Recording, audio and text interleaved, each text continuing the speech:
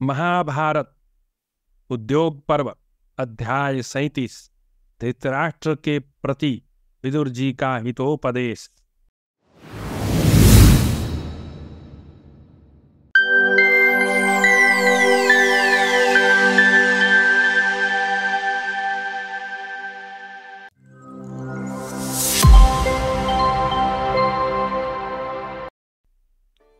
विदुर जी कहते हैं, राजेंद्र विचित्र वीर्य नंदन स्वयंभू मनु ने इन 17 प्रकार के पुरुषों को आकाश पर मुक्कों के प्रहार करने वाले, न झुकाए जा सकने वाले, वर्षाकालीन इंद्रधनुष को झुकाने की चेष्टा करने वाले तथा पकड़ में न आने वाली सूर्य की किरणों को पकड़ने का प्रयास करने वाला बताया है।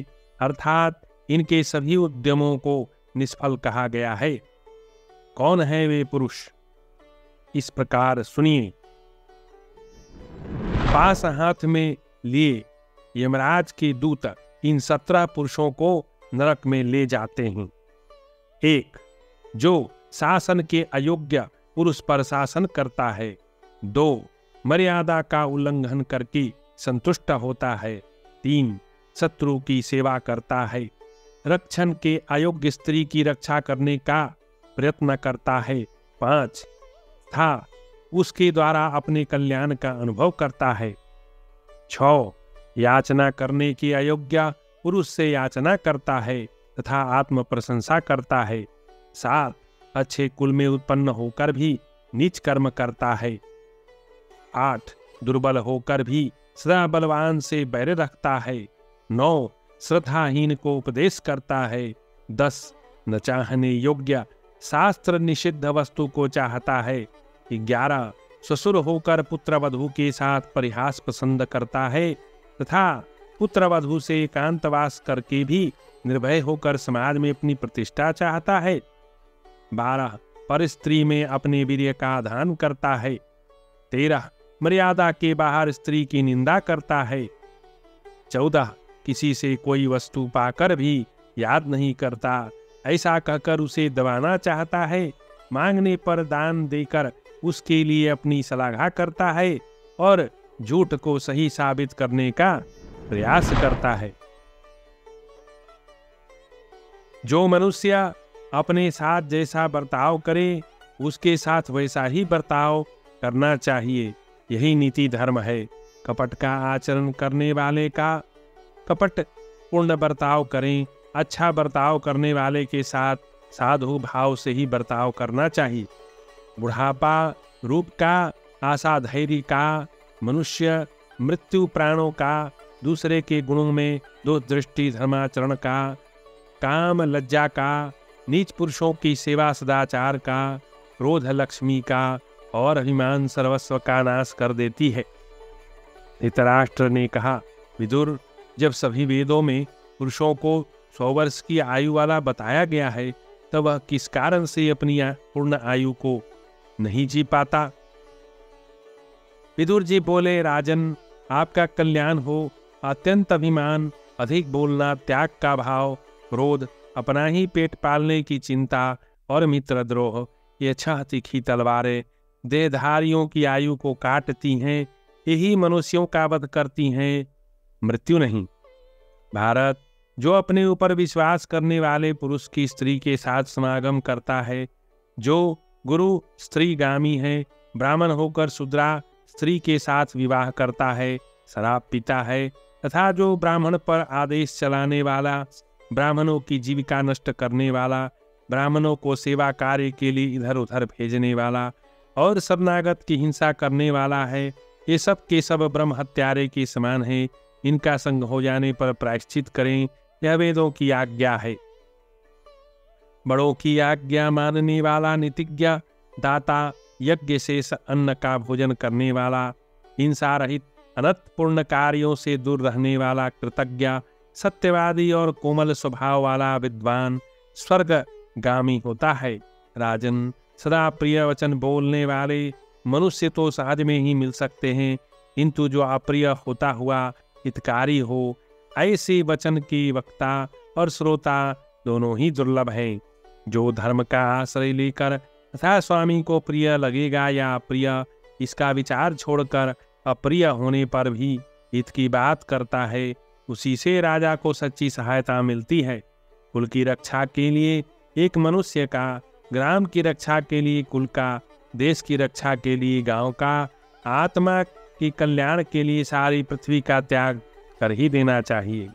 आपत्ति के लिए धन की रक्षा करें, धन के द्वारा भी स्त्री की रक्षा करें। स्त्री एवं धन दोनों द्वारा सदा अपनी रक्षा करें। पूर्व काल में जुआ खेलना मनुष्यों में बैर डालने का कारण देखा गया है, अतः बुद्धिमान मनुष्य हंसी के लिए भी जुआ न खेले। प्रतीपनंदन विचित्र वीर्य कुमार, राजन, मैंने जुए का खेल आरंभ होते समय भी यही कहा था, यह ठीक नहीं, किंतु रोगी को जैसे दवा और पथ्य अच्छे नहीं लगते, उसी तरह मेरी वह बात भी आपको उस समय अच्छी नहीं लगी। नरेंद्र, आप कौओं के समान अपने पुत्रों के द्वारा विचित्र पंख वाले मोरों के सदृश पांडवों को पराजित करने का प्रयत्न कर रहे हैं। सिंहों को छोड़कर सियारों की रक्षा कर रहे हैं। समय आने पर आपको इसके लिए तो पश्चाताप करना ही पड़ेगा। तात, जो स्वामी सदा हित साधन में लगे रहने वाले अपने भक्त सेवक पर कभी क्रोध नहीं करता, उस पर भृत्यगण विश्वास करते हैं और उसे आपत्ति के समय भी नहीं छोड़ते। सेवकों की जीविका बंद करके दूसरों के राज्य और धन के अपहरण का प्रयत्न नहीं करना चाहिए, क्योंकि अपनी जीविका छिन जाने से, भोगों से वंचित होकर पहले के प्रेमी मंत्री भी उस समय विरोधी बन जाते हैं और राजा का परित्याग कर देते हैं। पहले कर्तव्य एवं आय व्यय और उचित वेतन आदि का निश्चय करके फिर सुयोग्य सहायकों का संग्रह करें, क्योंकि कठिन से कठिन कार्य भी सहायकों द्वारा साध्य होते हैं। जो सेवक स्वामी के अभिप्राय को समझकर आलस्य रहित हो समस्त कार्यों को पूरा करता है, जो हित की बात कहने वाला, स्वामी भक्त सज्जन और राजा की शक्ति को जानने वाला है, उसे अपने समान समझकर उस पर कृपा करनी चाहिए। जो सेवक स्वामी की आज्ञा देने पर उनकी बात का आदर नहीं करता, किसी काम में लगाए जाने पर अस्वीकार कर देता है, अपनी बुद्धि पर गर्व करने और प्रतिकूल बोलने वाले उस भृत्य को शीघ्र ही त्याग देना चाहिए। अहंकार रहित, कायरता शून्य, शीघ्र काम पूरा करने वाला, दयालु, शुद्ध हृदय, दूसरों के बहकावे में न आने वाला, निरोग और उदार वचन वाला, इन 8 गुणों से युक्त मनुष्य को दूत बनाने योग्य बताया गया है। सावधान मनुष्य विश्वास करके असमय में कभी किसी दूसरे के घर न जाए, रात में छिपकर चौराहे पर खड़ा हो और राजा जिस स्त्री को चाहता हो उसे प्राप्त करने का यत्न न करे। दुष्ट सहायकों वाला राजा जब बहुत लोगों के साथ मंत्रणा समिति में बैठकर सलाह ले रहा हो, उस समय उसकी बात का खंडन न करें। मैं तुम पर विश्वास नहीं करता, ऐसा भी न कहें, अपितु कोई युक्ति संगत बहाना बनाकर वहां से हट जाए। अधिक दयालु राजा, व्यभिचारिणी स्त्री, राज कर्मचारी, पुत्र, भाई, छोटे बच्चों वाली विधवा सैनिक और जिसका अधिकार छीन लिया गया हो वह पुरुष, इन सब के साथ लेन देन का व्यवहार न करे। ये 8 गुण मनुष्य की शोभा बढ़ाते हैं। बुद्धि, कुलीनता, शास्त्र ज्ञान, इंद्रिय निग्रह, पराक्रम, अधिक न बोलने का स्वभाव, यथाशक्ति दान और कृतज्ञता। तात, एक गुण ऐसा है जो इन सभी महत्वपूर्ण गुणों पर हठात अधिकार कर लेता है। राजा जिस समय किसी मनुष्य का सत्कार करता है, उस समय वह गुण राज सम्मान उपयुक्त सभी गुणों से बढ़कर शोभा पाता है। नित्य स्नान करने वाले मनुष्य को बल, रूप, मधुर स्वर, उज्ज्वल वर्ण, कोमलता, सुगंध, पवित्रता, शोभा, सुकुमारता और सुंदर स्त्रियां, ये 10 लाभ प्राप्त होते हैं। थोड़ा भोजन करने वाले को निम्नांकित 6 गुण प्राप्त होते हैं। आरोग्य, आयु, बल और सुख तो मिलते ही हैं, उसकी संतान उत्तम होती है तथा वह बहुत खाने वाला है, ऐसा कहकर लोग उस पर आक्षेप नहीं करते। अकर्मण्य, बहुत खाने वाले, सब लोगों से बैर करने वाले, अधिक मायावी, क्रूर, देश काल का ज्ञान न रखने वाले और निंदित वेश धारण करने वाले मनुष्य को कभी अपने घर में न ठहरने दे। बहुत दुखी होने पर भी कृपण, गाली बकने वाले मूर्ख, जंगल में रहने वाले धूर्त, नीच से भी निर्दयी, वैर बांधने वाले और कृतघ्न से कभी याचना सहायता की नहीं करनी चाहिए। क्लेशप्रद कर्म करने वाले, अत्यंत प्रमादी, सदा असत्य भाषण करने वाले, अस्थिर, भक्ति वाले, स्नेह से रहित, अपने को चतुर मानने वाले, इन 6 प्रकार के अधम पुरुषों की सेवा न करें। धन की प्राप्ति सहायक की अपेक्षा रखती है और सहायक धन की अपेक्षा रखते हैं। ये दोनों एक दूसरे के आश्रित हैं। परस्पर के सहयोग के बिना इनकी सिद्धि नहीं होती। पुत्रों को उत्पन्न कर उन्हें ऋण के भार से मुक्त करके उनके लिए किसी जीविका का प्रबंध कर दे। अपनी सभी कन्याओं का योग्य वर के साथ विवाह कर दे। तत्पश्चात वन में मुनि वृत्ति से रहने की इच्छा करे, जो संपूर्ण प्राणियों के लिए हितकर और अपने लिए भी सुखद हो, उसे ईश्वरार्पण बुद्धि से करें। संपूर्ण सिद्धियों का ही मूल मंत्र है, जिसमें बढ़ने की शक्ति, प्रभाव, तेज, पराक्रम, उद्योग और निश्चय है। उसे अपनी जीविका के नाश का भय कैसे हो सकता है? पांडवों के साथ युद्ध करने में जो दोष है उन पर दृष्टि डालिए। उनसे संग्राम छिड़ जाने पर इंद्र आदि देवताओं को भी कष्ट ये उठाना पड़ेगा। इसके सिवा पुत्रों के साथ वैर, नित्य उद्वेग पूर्ण जीवन, कीर्ति का नाश और शत्रुओं को आनंद होगा। इंद्र के समान पराक्रमी महाराज, आकाश में तिरछा उदित हुआ धूमकेतु जैसे सारे संसार में अशांति उपद्रव खड़ा कर देता है, उसी तरह भीष्म, आप, द्रोणाचार्य और राजा युधिष्ठिर का बढ़ा हुआ कोप इस संसार का संहार कर सकता है। आपके 100 पुत्र कर्ण और 5 पांडव ये सब मिलकर समुद्र पर्यंत संपूर्ण पृथ्वी का शासन कर सकते हैं। राजन, आपके पुत्र वन के समान हैं, पांडव उसमें रहने वाले व्याघ्र हैं। आप व्याघ्रों सहित समस्त वन को नष्ट न कीजिए तथा वन से उन व्याघ्रों को दूर न कीजिए। व्याघ्रों के बिना वन की रक्षा नहीं हो सकती, वन के बिना व्याघ्र नहीं रह सकते, क्योंकि व्याघ्र वन की रक्षा करते हैं और वन व्याघ्रों की। जिनका मन पापों में लगा है वे लोग दूसरों के कल्याणमय गुणों को जानने की वैसी इच्छा नहीं रखते जैसी कि उनके अवगुणों को जानने की रखते हैं। जो अर्थ की पुण्य सिद्धि चाहता हो उसे पहले धर्म का ही आचरण करना चाहिए। जैसे स्वर्ग से अमृत दूर नहीं होता, उसी प्रकार धर्म से अर्थ अलग नहीं होता।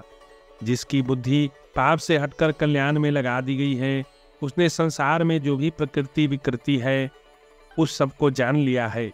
जो समय अनुसार धर्म अर्थ काम का सेवन करता है, वह इस लोक परलोक में भी धर्म अर्थ और काम को प्राप्त करता है। राजन, जो क्रोध और हर्ष के उठे हुए वेग को रोक लेता है और आपत्ति में भी मोह को प्राप्त नहीं होता, वही राज्य लक्ष्मी का अधिकारी होता है। राजन, आपका कल्याण हो।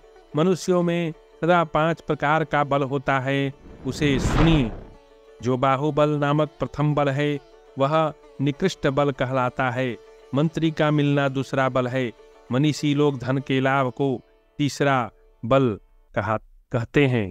राजन, जो बाप दादों से प्राप्त हुआ मनुष्य का स्वाभाविक बल कुटुंब का बल है, वह अभिजात नामक चौथा बल है। भारत, जिससे इन सभी बलों का संग्रह हो जाता है तथा जो सब बलों में श्रेष्ठ है, वह 5वां बुद्धि का बल कहलाता है। राजन, आपका कल्याण हो। मनुष्यों में सदा 5 प्रकार का बल होता है, उसे सुनिए। जो बाहुबल नामक प्रथम बल है वह निकृष्ट बल कहलाता है। मंत्री का मिलना दूसरा बल है। मनीषी लोग धन के लाभ को तीसरा बल बताते हैं। और राजन, जो बाप दादों से प्राप्त हुआ मनुष्य का स्वाभाविक बल कुटुंब का बल है, वह अभिजात नामक चौथा बल है। भारत, जिससे इन सभी बलों का संग्रह होता है तथा जो सब बलों में श्रेष्ठ है, वह 5वां बुद्धि का बल कहलाता है। जो मनुष्य का बहुत बड़ा अपकार कर सकता है, उस पुरुष के साथ वैर ठानकर इस विश्वास पर निश्चिंत न हो जाए कि मैं उससे दूर हूं, वह मेरा कुछ नहीं कर सकता। ऐसा कौन बुद्धिमान होगा जो स्त्री, राजा, सांप, पड़े हुए पाठ, समर्थशाली व्यक्ति, शत्रु, भोग और आयु पर पूर्ण विश्वास कर सकता है।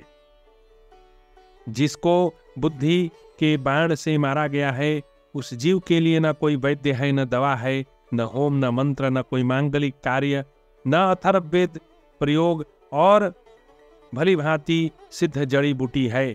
भारत, मनुष्य को चाहिए कि वह सांप, अग्नि, सिंह और अपने कुल में उत्पन्न व्यक्ति का अनादर न करे, क्योंकि ये सभी बड़े तेजस्वी होते हैं। संसार में अग्नि एक महान तेज है, वह काठ में छिपी रहती है, किंतु जब तक दूसरे लोग उसे प्रज्वलित न कर दें तब तक वह उस काठ को नहीं जलाती। वही अग्नि यदि काष्ठ से मतकर उद्दीप्त कर दी जाती है तो वह अपने तेज से उस काठ को, जंगल को तथा दूसरी वस्तुओं को भी जल्द ही जला डालती है। इसी प्रकार अपने कुल में उत्पन्न वे अग्नि के समान तेजस्वी पांडव क्षमा भाव से युक्त और विकार शून्य हो, काष्ठ में छिपी अग्नि की तरह गुप्त रूप से अपने गुण एवं प्रभाव को छिपाए हुए स्थित है। अपने पुत्रों सहित आप लता के समान हैं और पांडव महान शाल वृक्ष के सदृश हैं। महान वृक्ष का आश्रय लिए बिना लता कभी बढ़ती नहीं। राजन अंबिकानंदन, आपके पुत्र एक वन है और पांडवों को उसके भीतर रहने वाले सिंह समझिए। तात सिंह से सुना होने पर वन नष्ट हो जाता है और वन के बिना सिंह भी नष्ट हो जाते हैं। इस प्रकार श्री महाभारत उद्योग पर्व के अंतर्गत प्रजागर पर्व में विदुर हितवाक्य विषयक 37वां अध्याय पूरा हुआ।